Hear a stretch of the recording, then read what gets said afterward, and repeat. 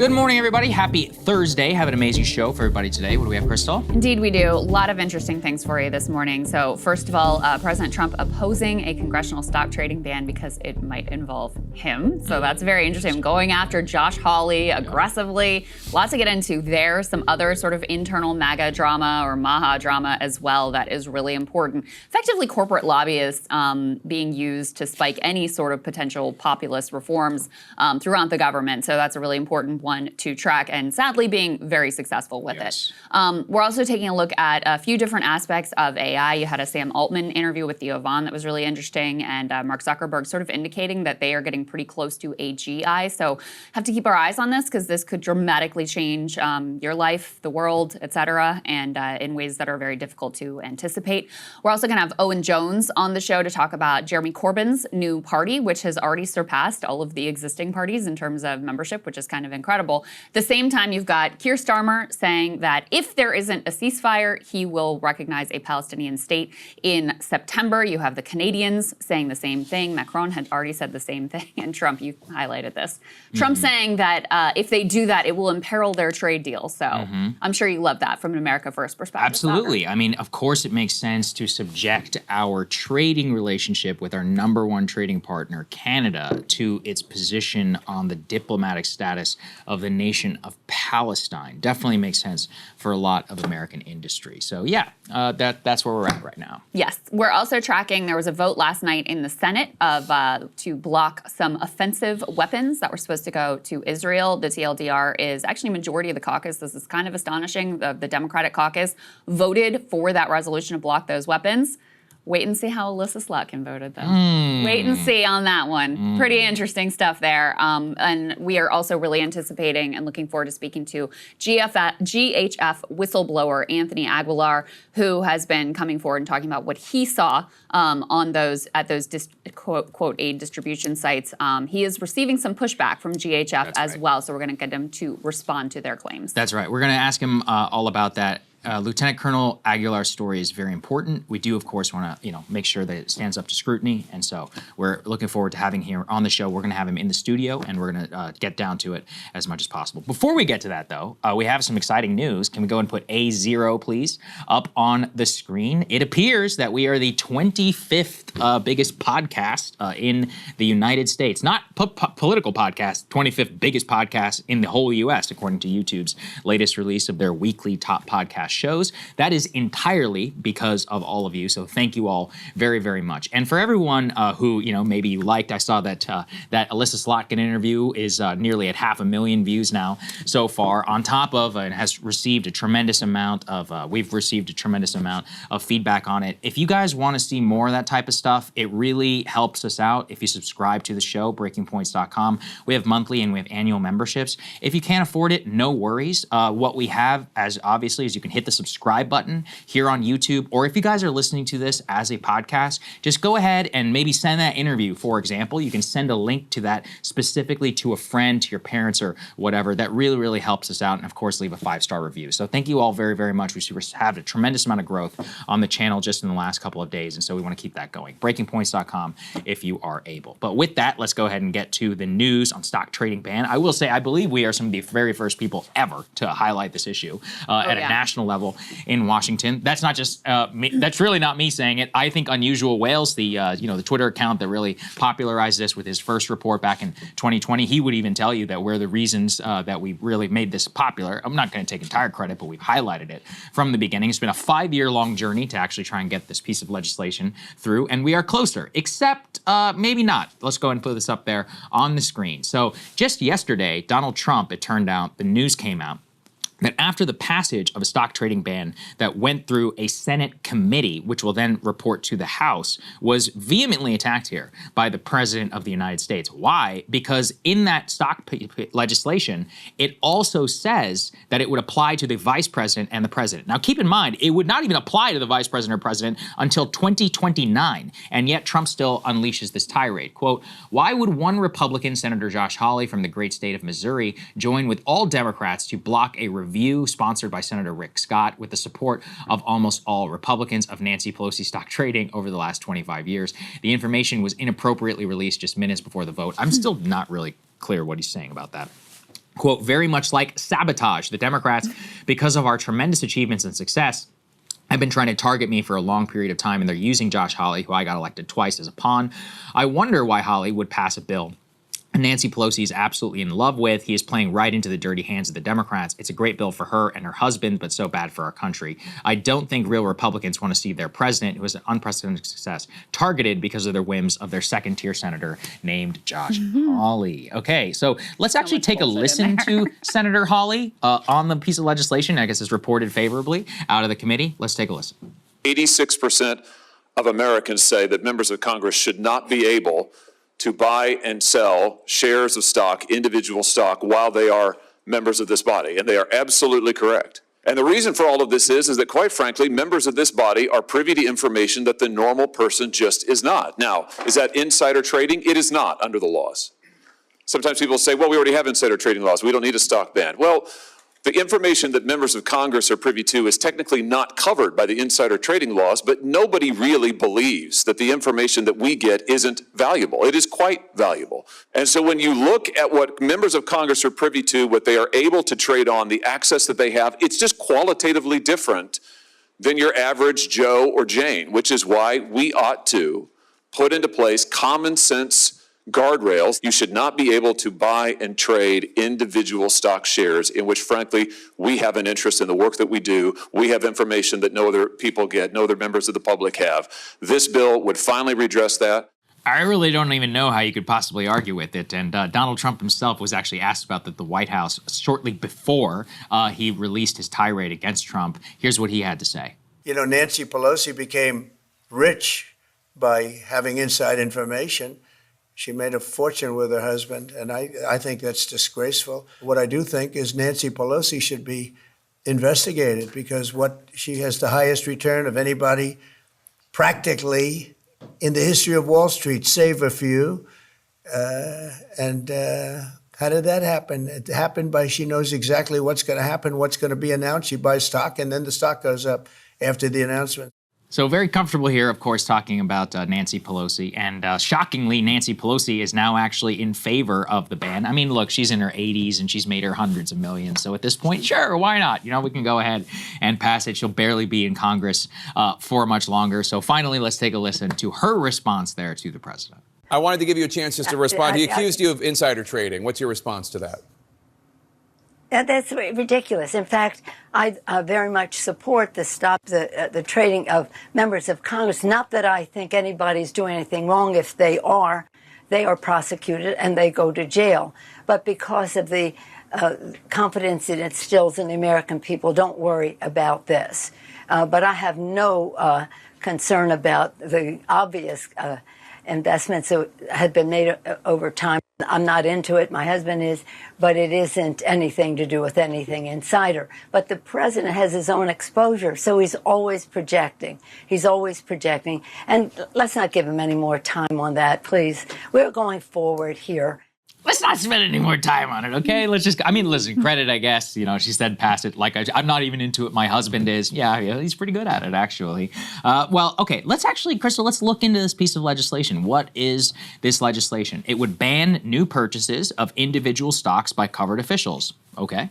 The officials must then divest their existing holdings within 90 days after enactment. Officials elected before passage may delay divestment until the start of their next term, meaning that President Trump and Vice President Vance would not even have to divest until 2029. Members would have to certify compliance to respective ethics committees, and every 2 years there would be a compliance audit by the Government Accountability Office. Congressional violations, at least 10% of the value of prohibited investments, and executive branch violations would disgorge profits, plus a special counsel would find investment value and or up to $10,000, whichever is higher, removes all blind trust investments, passed through loopholes, mandates public and searchable financial disclosure databases, requires note of any federal benefit requested or received by officials, including loans, contracts, and grants, with a $500 penalty for non-reporting, and increases penalties for failing to file under the Stock Transaction Act from $200 to $500. So look, I think it's obviously a fantastic piece of legislation, and I don't think it's any surprise then why all of these uber-rich members of the Republican Party, and frankly the Democratic Party too, in the background as well, who've been lobbying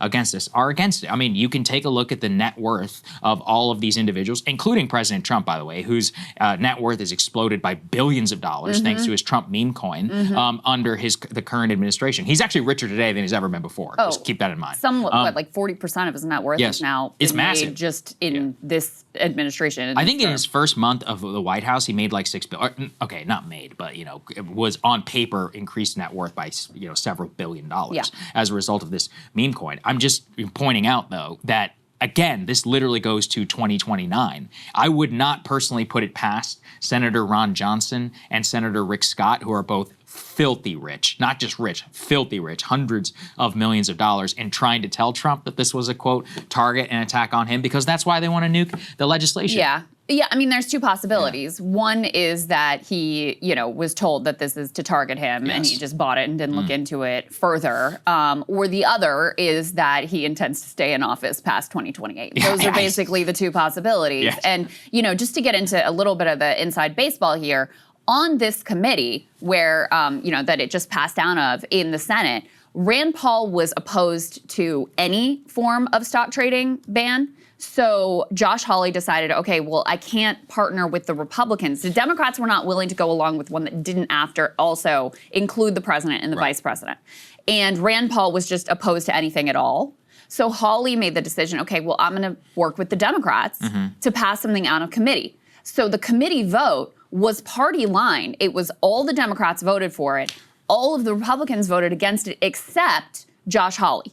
And that's how it gets out of committee. Yes. And that's why Trump is, targeting Hawley as the one Republican who actually voted for this to come out of committee. So that's kind of the inside baseball of how this all went down and why it did include this provision, which I think is entirely reasonable and responsible. I mean, if members of Congress have insider information they can trade on, the president has far more than that. Yeah. And just think of the stock market. Just think of what we've seen with Trump's tariff announcements and the way that if you knew the timing of those, the mass amount of profits that you could make, and there are some indications that there have been insiders that have been trading off of that inside knowledge and getting wildly rich because of it. So, so it is incredibly logical and appropriate that it also apply to the executive branch and specifically to the president and the vice president. Yeah, that's exactly right. And let's go ahead and now let's play A5 for everybody to watch how Senator Ron Johnson, who is worth literally hundreds of millions of dollars, describes why this will make it so difficult for people who want to better themselves to get elected. Let's take a listen. We make it very unattractive for people to step up to the plate and run for office or potentially serve in office. You could relabel this law, quite honestly, the Career Politician Protection Act, because it'll make it so unattractive for people to give up their business. And we have plenty of protections. We have the disclosure. This is a completely unnecessary piece of legislation. It's going to create all kinds of unintended consequences. Senator Scott just pointed out one of them, just one of them. So again, I voted no last time. I'm a strong no this time, even stronger this time. I will vote no, and we are going to make it let's keep this in mind. It's just individual stocks. Yeah. Why is this so difficult? You can still buy the S&P 500 ETF. And you can buy you any... have to give up your business. Brother, I mean, that's just not accurate. You can buy a Vanguard mutual fund. You can put your money in treasuries. You can put your money in the S&P 500, which probably you should anyways, if you actually want a diversified portfolio. The only reason why you may want to trade individual stocks is what? Okay, let's all just be honest here. Right. The, quote, unattractive to run for office is just patently absurd. This is one of the wealthiest members of the entire United States Senate. I mean, he flies back and forth in a private jet. I'm not even making this shit up. If it makes it less attractive for Ron Johnson to serve in the Senate, that is another point in favor of this bill, in my humble opinion. Yeah, and same with just people need to really internalize the way that this is all being used as a cover. Like right now,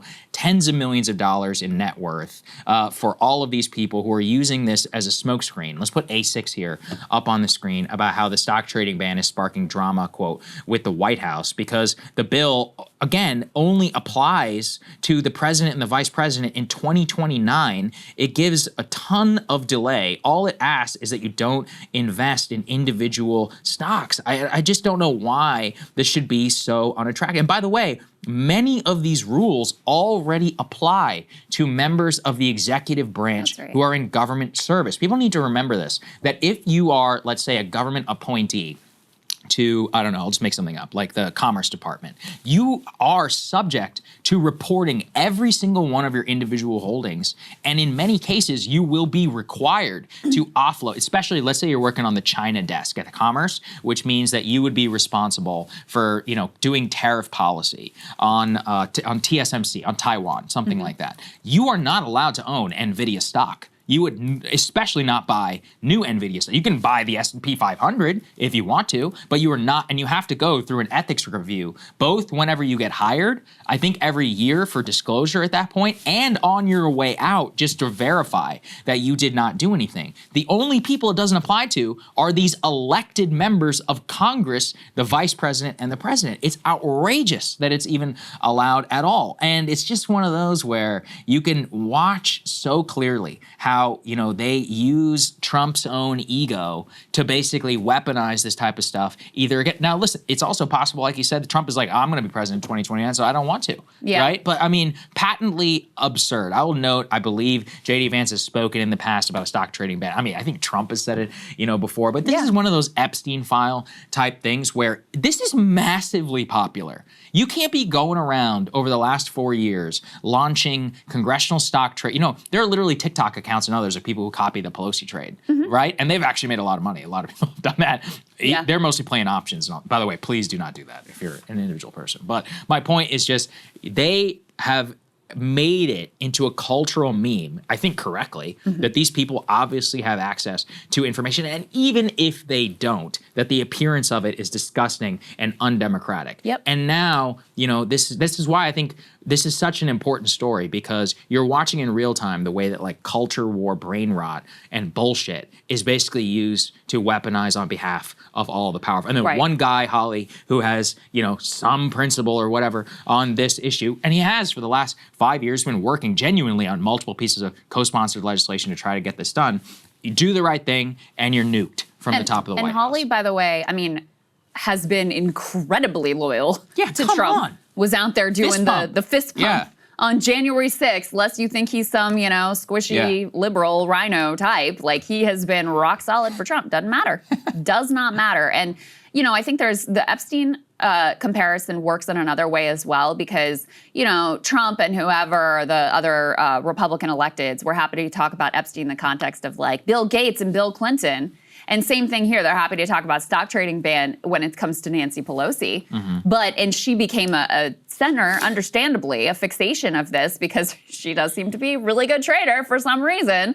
And they are very wealthy and all these sorts of things. But she's far from alone. And it is a very bipartisan concern. And then, of course, the president's corruption dwarfs any of even the, insider trading of Nancy Pelosi. Like, it's not even close. When you think about the meme coin, you think about people paying millions of dollars, putting that into the meme coin so they can have dinner with the president. I mean, it's just, he has taken it to the deals that Don Jr. is doing, the Live Golf deal, all of that sort of stuff.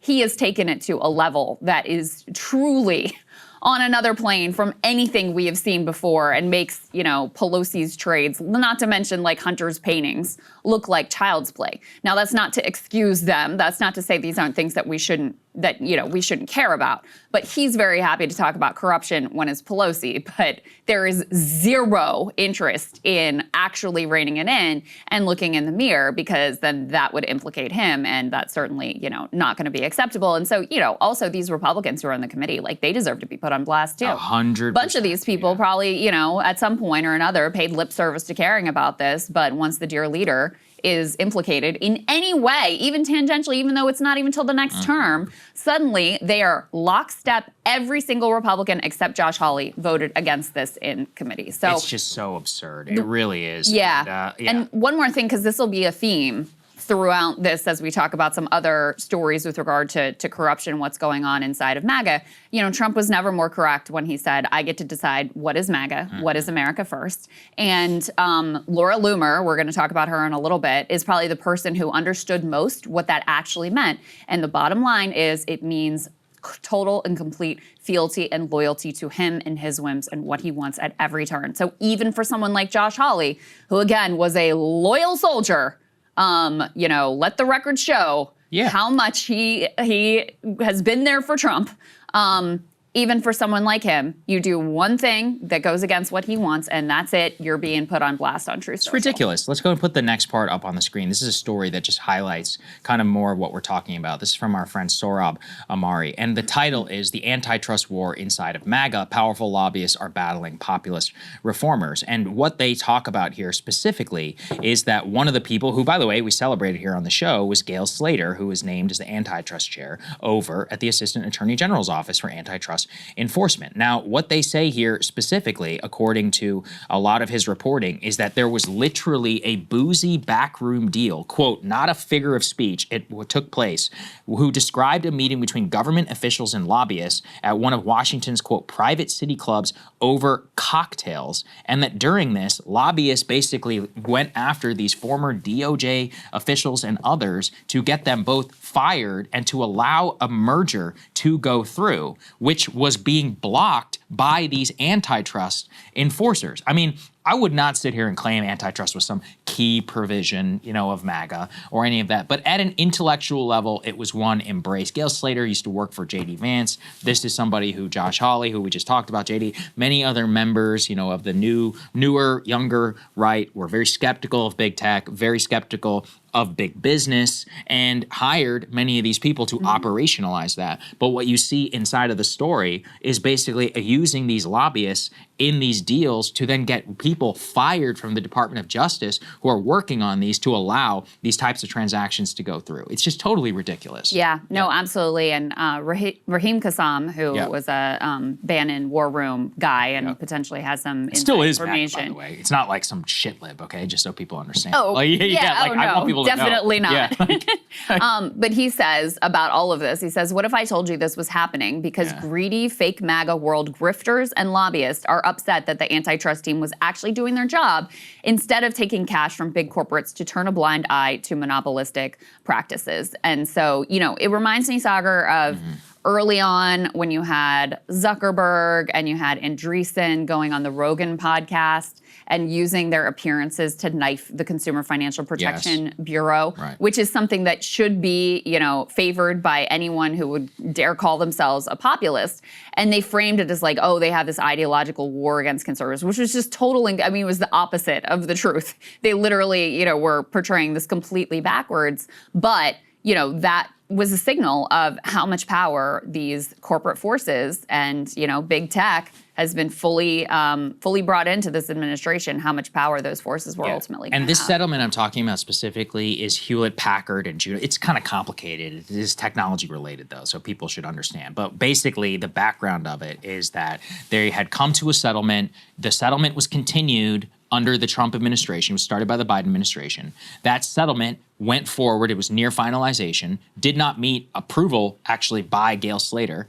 Eventually, Pam Bondi and her people come over the top rope and they're like, no, this thing is going through. It's going to happen. And then what happens from there is that two of her top deputies are fired on Monday. So that's the background of how this all works. And, our friend Matt Stoller actually really wrote about this, A8, please, up on the screen. And what he says is, quote, like the rest of the government under Trump, the antitrust division just got turned into a pay-to-play operation. 4 senators are trying to expose what's happening to antitrust and our society. But really what he's trying to point out here is the ability for a lot of these people to weaponize, like, quote, MAGA and, lobbying inside of the division, where not only are they getting what they want, but they're actively targeting and getting fired, many people who are working on this in good faith. Like, as Stoller says, quote, the stakes here are immense. I guess what I'd call Trump has done the bizarro New Deal because it's a reordering of our constitutional system. And he specifically talks about the ability for these like corrupt lobbyists and other people to put pressure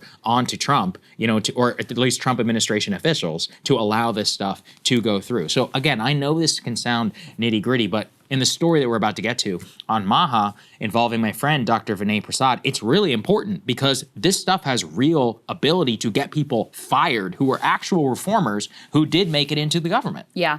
Well, it also exposes, why Wall Street was happy to have Trump back and continues to be happy with Trump in spite of all the tariff insanity on again, off again, et cetera, is because they feel like, well, if you have the money to get it to the table, you're going to get what you want. And that's what happened here. That's exactly what happened in this instance. These, lobbyists had these cozy relationships with various DOJ employees, and they were able to make what Sohrab describes as boozy backroom deals to ultimately get their way. And Stoller writes in part, it's a really good piece. I recommend people read it because it sort of uses this situation as the peg, but then takes a broader view of overall what's happening within the Trump second administration.